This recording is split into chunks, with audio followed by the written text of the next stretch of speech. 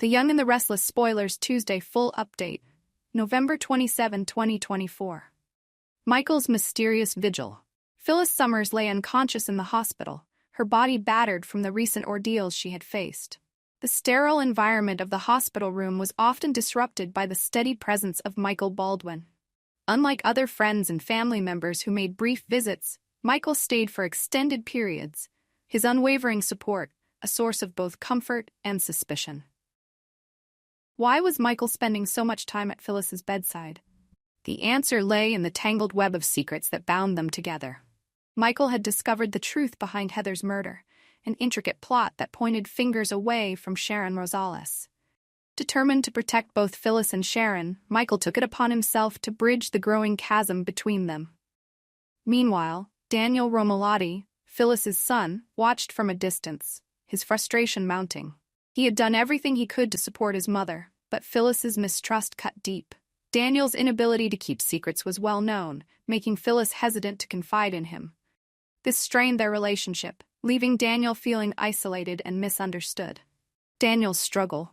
Daniel's irritation was palpable. "Mom, I'm trying to help. Why can't you just trust me for once?" he demanded during one of their rare confrontations. Phyllis sighed, her eyes weary. "Daniel, it's not about trust, it's about the risks. You can't keep secrets, and in this situation, that's exactly what we need." The tension between mother and son was a reflection of the larger conflicts brewing in Genoa City. As Daniel grappled with his feelings of inadequacy and frustration, he found himself torn between his desire to support his mother and the resentment of being distrusted. Michael's mission. Determined to mend the fractured relationship between Phyllis and Sharon, Michael delved deeper into the mystery of Heather's death. His investigation revealed that Sharon was innocent, a revelation that could potentially restore the fragile bond between her and Phyllis. However, convincing Phyllis of this truth was easier said than done. One evening, as Phyllis rested in the hospital, Michael approached her with a solemn expression. "Phyllis, I've uncovered new evidence about Heather's murder. It wasn't Sharon. I need you to believe me." Phyllis opened her eyes, uncertainty flickering in her gaze. "Why should I believe you, Michael? You've always been there, but so has betrayal. How do I know this isn't another one of your secrets?" Michael took her hand gently. "Because I care about you both. Sharon and you have a history that deserves a chance to heal. Let me help make that happen." Jack and Diane's public declaration. Amidst the personal struggles of Phyllis, Daniel, and Michael, another significant development was unfolding in Genoa City. Jack Abbott and Diane Jenkins had been entangled in a complicated dance of deception and emotion. Their decision to fake a breakup had backfired, creating more confusion and mistrust than resolution.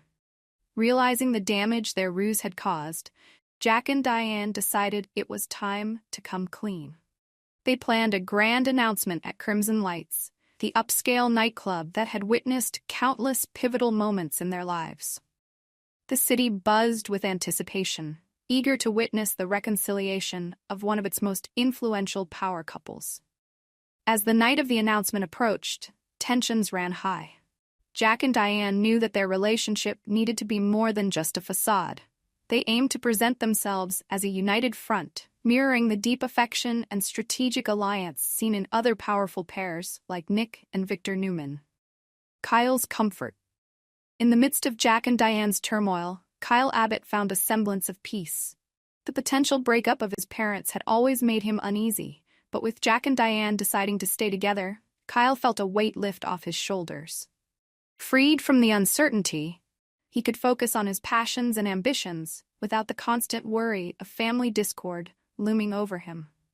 Kyle's newfound peace allowed him to pursue his interests with renewed vigor, contributing positively to Newman Enterprises and building his own identity separate from his parents' legacy. His contentment was a small but significant victory amidst the broader conflicts plaguing the Abbott and Newman families. Lily's loneliness and the new bond. Lily Winters found herself in a vulnerable place. Once a celebrated figure in Genoa City, she now faced isolation and loneliness. The city's judgmental gaze had turned her into an outcast, and her personal struggles had left her yearning for stability and companionship. Enter Nick Newman, a man similarly adrift after his breakup with Phyllis. Nick, who had long avoided serious relationships to focus on his family and business, found an unexpected connection with Lily. Their meeting seemed orchestrated by fate, two lonely souls finding solace in each other's company. As they spent more time together, their bond deepened, providing mutual support and understanding. Their relationship was a calculated move by the writers, bringing together two characters who had previously lacked compelling storylines.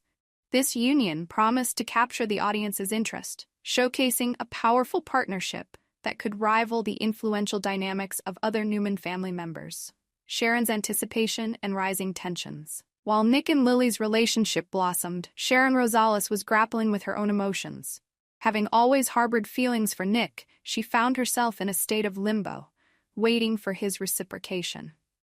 The news of Nick's budding romance with Lily only intensified her longing and frustration. When Jack and Diane publicly announced their reconciliation, the dynamics in Genoa City shifted once more. Sharon, already wary of Lily, saw this as an opportunity to assert her presence and claim what she believed was rightfully hers. The stage was set for a confrontation between Sharon and Lily, each woman vying for Nick's attention and affection. Jack and Diane's power play. Jack and Diane understood that to maintain their status and influence, their relationship needed to be more than just a personal bond. They aimed to become a formidable power couple, their alliance embodying both emotional depth and strategic prowess, akin to Nick and Victor's partnership. This ambition required them to navigate the complexities of their relationship carefully. With the fake breakup now behind them, they focused on building genuine trust and solidarity, ensuring that their union would stand the test of time and external pressures. Sharon versus Lily, the battle for Nick's heart. As Sharon's anticipation grew, so did her determination to confront Lily. The rivalry between them was inevitable, fueled by Sharon's fear of losing Nick and Lily's own insecurities about her place in his life. Their conflict came to a head during a high-stakes Newman family gathering. Sharon, unable to contain her jealousy and frustration, made a pointed remark about Lily's recent struggles. "It must be nice to have Nick as your knight in shining armor," she sneered, her voice laced with venom. "Especially when you've been struggling so much." Lily, though taken aback, responded with composure. "Nick isn't anyone's knight, Sharon. He's a grown man who can make his own choices." The tension between them was palpable, drawing the attention of the entire room. Nick, caught in the middle, tried to defuse the situation, but the underlying animosity was clear. The rivalry between Sharon and Lily threatened to disrupt the fragile peace that had been hard-earned by the Abbott and Newman families. Jack's reluctant priority. Amidst the personal dramas, Jack Abbott found himself increasingly pressed for time. With Diane by his side, he could no longer afford the luxury of pursuing relationships outside his marriage. The responsibilities of maintaining their powerful status demanded his full attention, leaving little room for distractions. This shift in priorities highlighted Jack's commitment to Diane and their shared goals. It was a stark contrast to his earlier indecisiveness, showcasing his growth into a more focused and determined leader within the Abbott family. Michael and Phyllis's alliance. Back in the hospital, Michael's relentless support for Phyllis began to pay off. Through his efforts, he managed to uncover crucial evidence that exonerated Sharon from any involvement in Heather's murder. This revelation was a turning point, offering a glimmer of hope for healing the strained relationship between Phyllis and Sharon.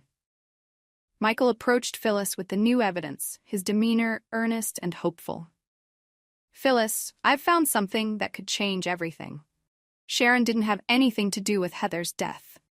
Phyllis studied him intently, her skepticism evident. "How do I know you're telling the truth, Michael? You've always been loyal, but loyalty doesn't erase betrayal." Michael's resolve was unwavering. "Because I want us to move forward. Let's give Sharon a chance. She's been through a lot, too." Phyllis hesitated, the weight of her mistrust battling with the possibility of redemption. Slowly she nodded, a tentative step towards reconciliation. "All right, Michael, let's see what you found."